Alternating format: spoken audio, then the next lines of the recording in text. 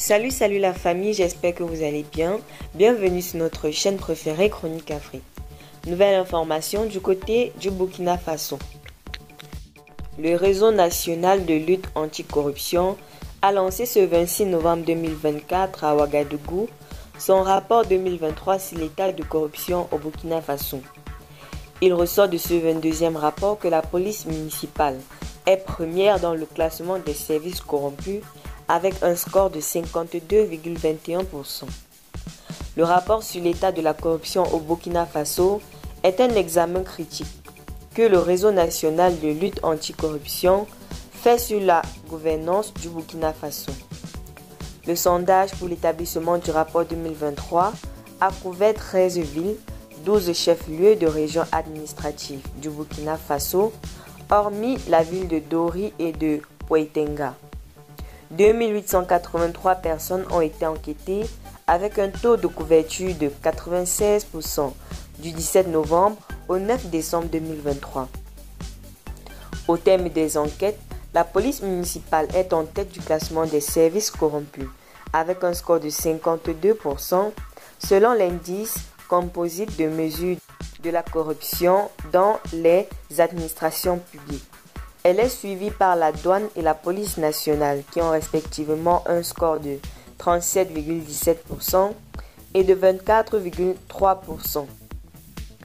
L'ICMC-API classe les services à la fois sur la base de la perception citoyenne, des expériences pratiques de corruption vécues par les usagers des dits services et des montants des rétributions illégales, indique le rapport.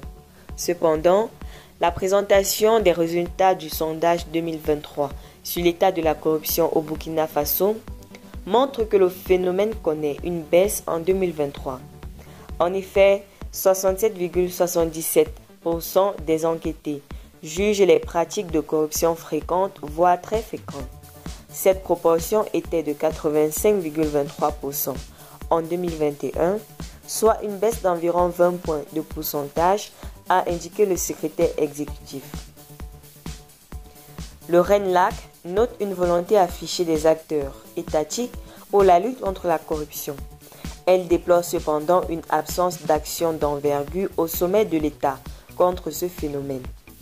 Certains actes du gouvernement, comme le règlement transactionnel de l'affaire Charbon, ont mis en même laissé planer le doute sur la réelle volonté politique de lutter contre ce phénomène.